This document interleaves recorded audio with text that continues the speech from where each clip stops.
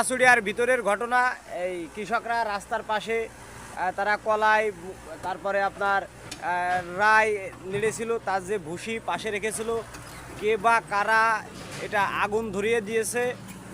বর্তমান এই জায়গার পরিবেশ খুবই খারাপ, এই জায়গার পরিবেশটা দূষণ হবে। আপনারা দেখেন কি পরিমাণের আগুন এই জায়গা ছড়াই গেছে, এই জায়গা আরও রয়েছে, এগুলোকে কিন্তু ধরতে ধরতে পুরো জায়গায় সাফ হয়ে যাবে। এই কর্ম কারা ঘটিয়ে গিয়েছে, এটা পাচুড়িয়া প্রাইমারি স্কুলের এখানে 65 নং সোনা দাস সরকারি প্রাথমিক বিদ্যালয়। এই যে বিদ্যালয়, এই যে